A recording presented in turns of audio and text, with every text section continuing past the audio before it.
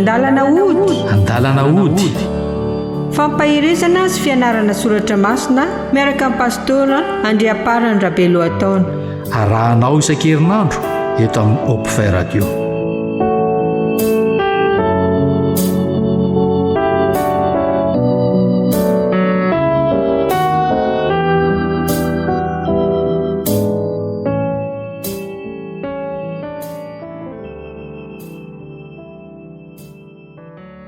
Faly miaraba antsika rehetra mpanaraka an'izao fampahirezana fandinihana ny tenin'Andriamanitra izay mitondra ny lohateny hoe An-dalana Hody izao ny tenako.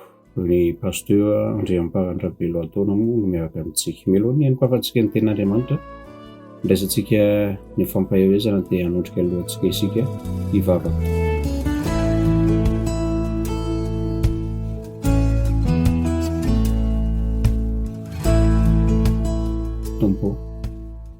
Manoatra ny teo laza ny sotra voninahitra iray ho anao indray Isaia, ankehitriny raha hanokatra ny teninao izay Jesosy eo dia sokafo ny fampananay amin'ny teny hainao tompo fa miheno izay ianaranao Jesosy. Amen.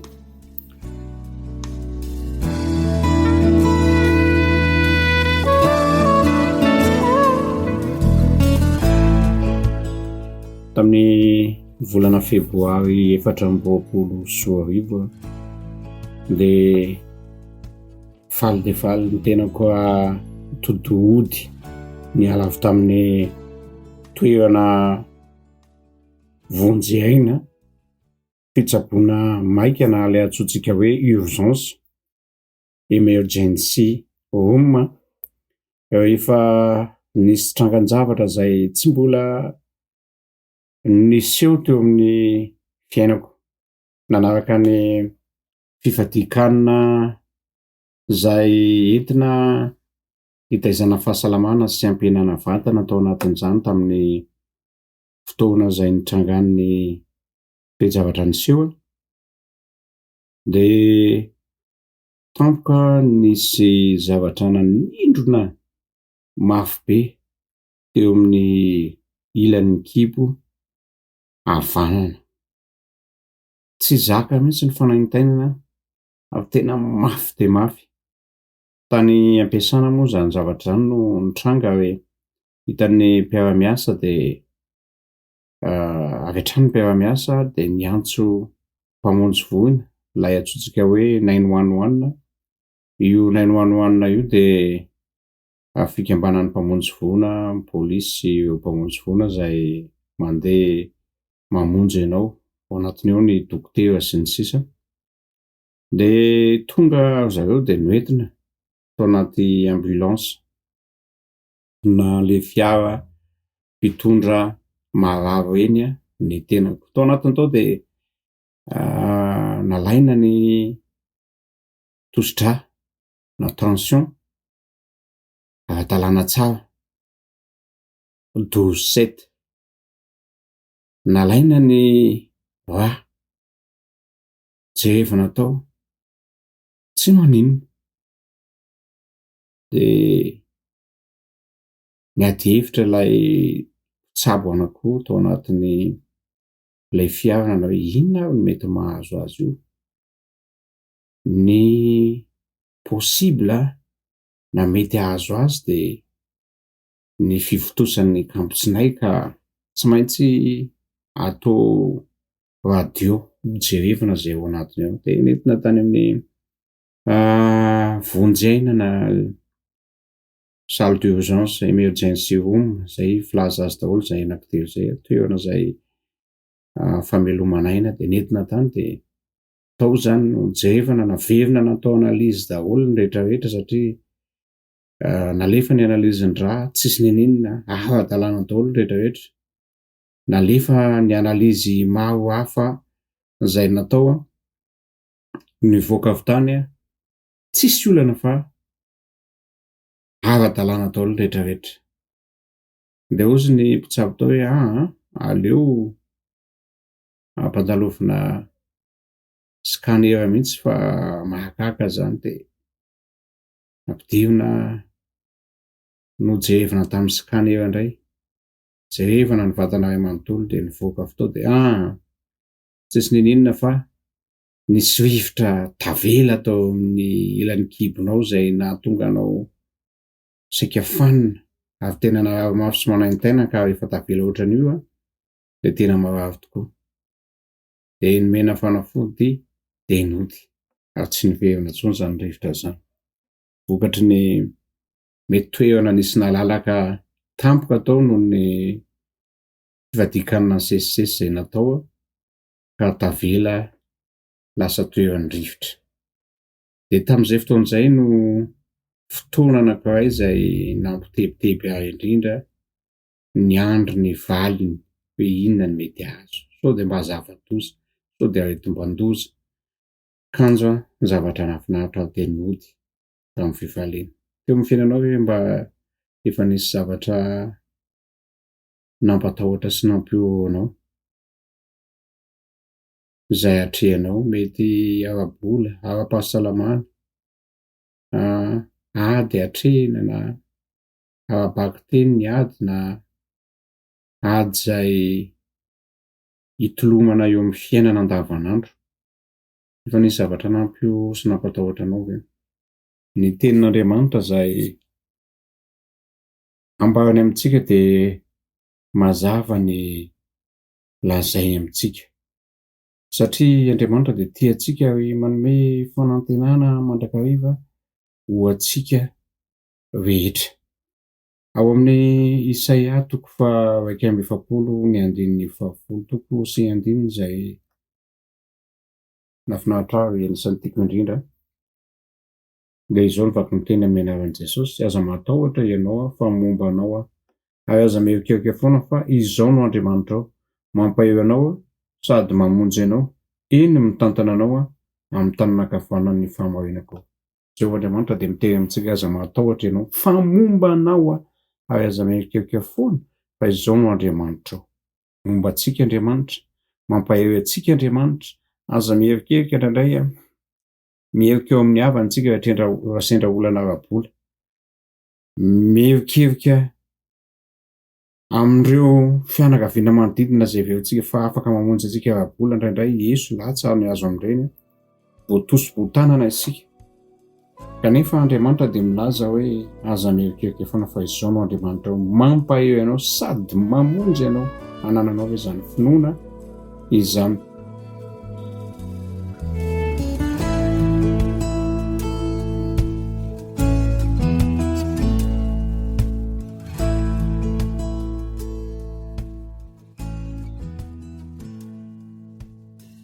Misy tantara anankiray Georges Muller teo tany Anglisy anankiray de anisan'ny tena nanana finoana tanteraka ary nanangana toby fitaizana zaza-kambolty izy zay nahatratra amanaliny mahery ny zaza-kambolty ny tezaina atao.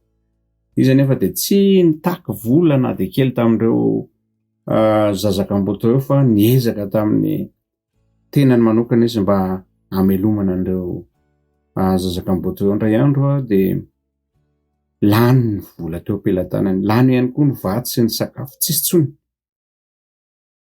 aomena an'ireto zaza-kambolty reto. Ary efa tonga ny maraina ka ihinana ny sakafo maraina, tsisy zavatra atolotra, tsisy zavatra nanandrahona, de nantany rehetra hoe inona zany no sakafo. De ozy izy Georges Muller: ataovy eo ambony latabatra ny vilia, atao vonona ny sotro, de andao hivavaka ho amin'ny sakafo.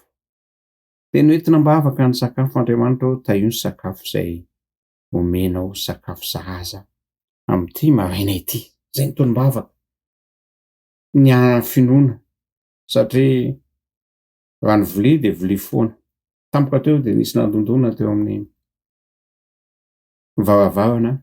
Rehefa nisy nandondona ny varavarana de mpanao mofo anankiray teo an-tanàna no nandondona de niteny izy hoe tsy natao mihitsy aho tamin'ny alina ozy, fa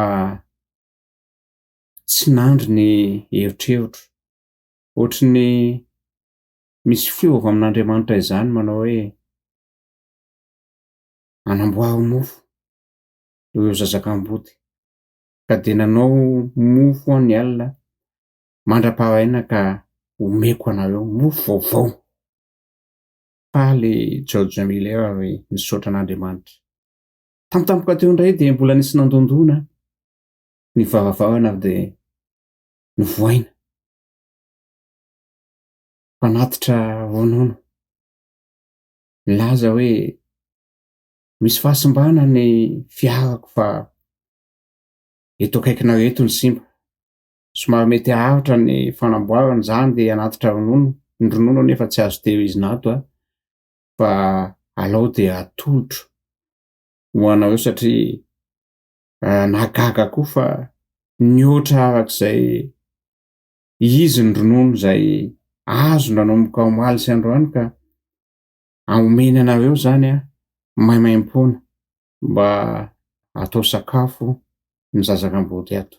Faly Georges Muller nisaotra an'Andriamanitra hoe izany valim-bavaka. Manana finoana tahaka ny Georges Muller ve ianao? Na dia tsisy ny inona eo ampelantanana dia tsy matahotra, tsy mihohoho. Rehefa andeha fiara ianao ka tara, misy fotoana vonjenao, mihazakazaka ianao mamonjy ny fiara izay tratranao ahatonganao aloha any. Ary rehefa ao anaty fiara ianao dia ny ahatonganao aloha na mandeha mafy ny mpamily izay ny tena ilainao. Tsy mijery ny fomba familiana ianao, tsy mijery ny zavatra mety hitranga, fa mahatoky ny mpamily ianao, na dia tsy mbola fantatrao aza ny mpamily. Dia manana fanantenana ianao fa ho tonga any amin'ny toerana izay hatrehanao. Ny mpamily ny taxi bosy, mahatoky ianao, matoa miakatra mipetraka ao. Ny mpamily ny taxi be, atokisanao na dia tsy fantatrao aza. Ny mpamily ny fiaran-dalamby, atokisanao na dia tsy fantatrao fa ny andeha amin'izany fiaran-dalamby izany no tianao. Ny mpanamory fiaramanidina dia atokisanao na dia tsy fantatrao aza. Nahoana moa? Andriamanitra lay tia ianao, fantatrao satria ianao kristianina, miteny aminao hoe aza matahotra, dia tsy hatoky ianao ny amin'ny fiainanao na dia heverinao fa mihoho tahaka n'inona aza, mampatahotra tahaka n'inona aza. Ireo vola aloha, ireo toe-java miseho, ireo adidy sy andraikitra, ireo fianarana, ny vola alohany am-pianarana, ny aretina sy zavatra mitranga. Ao amin'ny Mato 10:1-3 dia izao ny vaky ny teny: ko aza matahotra fa mihoatra noho ny tsitsina maro ianareo. Mahafinaritra izany tenin' Jesosy izany amintsika dia hoe ko aza matahotra fa mihoatra noho ny tsitsina maro ianareo. Ny tsitsina aza iny ain'Andriamanitra amin'ny fomba manokana ny tsitsina.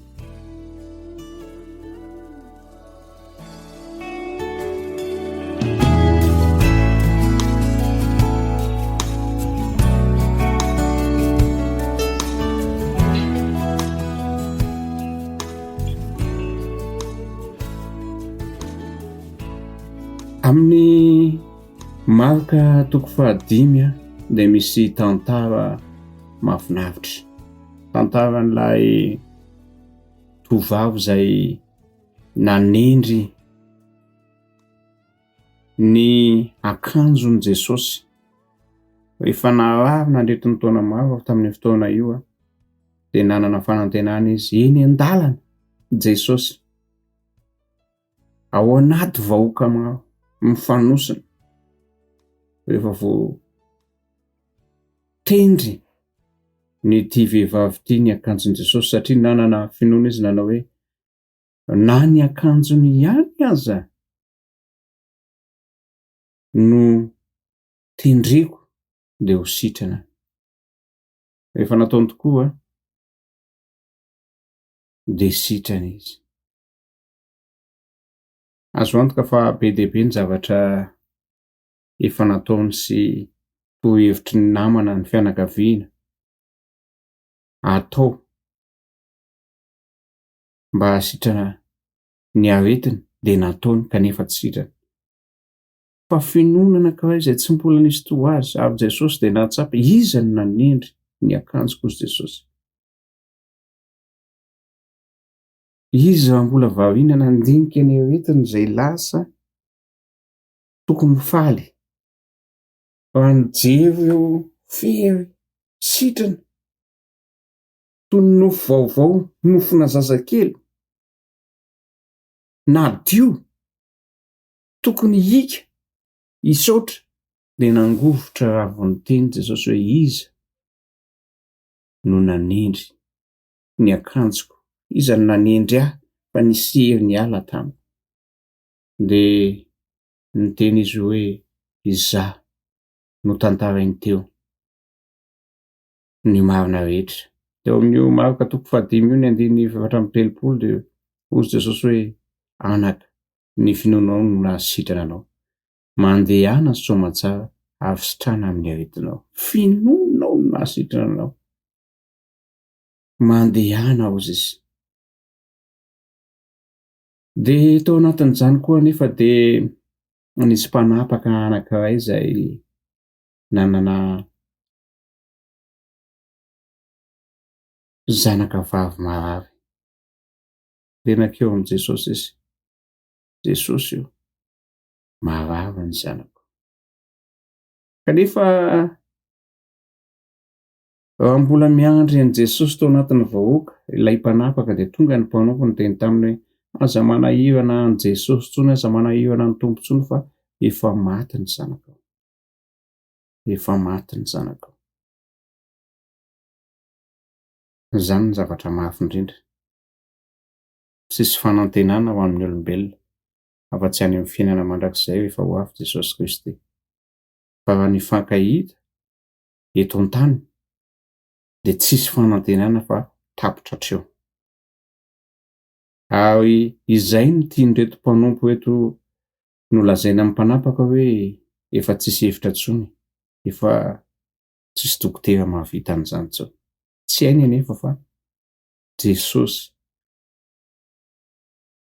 rehefa ametrahana ny finoana dia mahatanteraka ny zavatra rehetra. Dia izao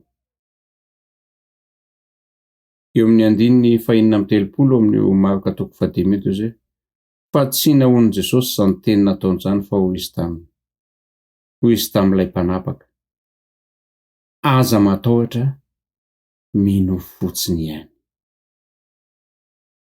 Ary dia nakany, tsisy navelana nanaraka azy afa-tsy Petera sy Jakoba ary Jaona, dia natsangany tokoa ilay zanak'ilay mpanapaka, ilay tovovavy. Mahafinaritra ny fomba anatanteran'Andriamanitra ny finoantsika rehefa tena manana finoana isika, rehefa tena manana finoana, rehefa mahatoky fa Jesosy Kristy no mpanasitrana, mpamaly vavaka, mpamonjy.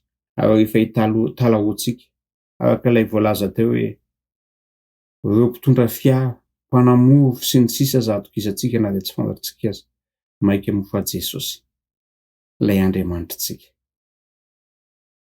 Izy no miteny hoe aza matahotra, mino fotsiny ihany. Mahafinaritra izany teny izany. Rehefa niangaviana aza matahotra, mino fotsiny ihany. Ho sitrana ny zanakao. Mahafinaritra io Andriamanitrantsika io. Aza manana aza manana tebiteby apetrao amin'i Jesosy. Ny fiainanao androany, fiainanao rapitso, ireo ray aman-dreninao apetrao amin'i Jesosy, ny zanakao apetrao amin'i Jesosy, ny havanao apetrao amin'i Jesosy, ny olanao apetrao amin'i Jesosy, izay mahakasika anao dia apetrao amin'i Jesosy hafa. Dia itsika hanondrika alohantsika hivavaka.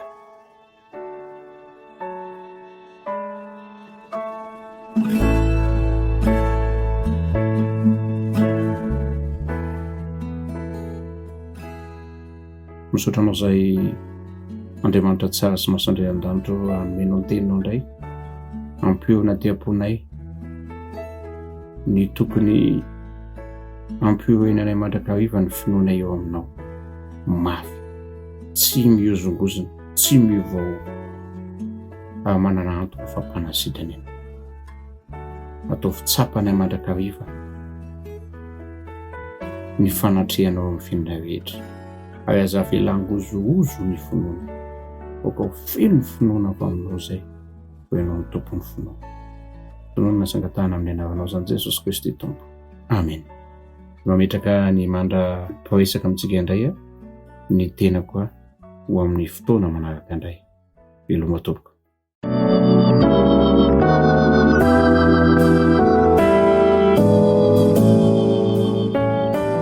Narainao teo An-dalana Hody. An-dalana Hody. Fampahirizana sy fianarana soratra masina miaraka amin'ny pastora Andriamparany Rabelohataona. Arahanao isan-kerinandro eto amin'ny Ps Radio.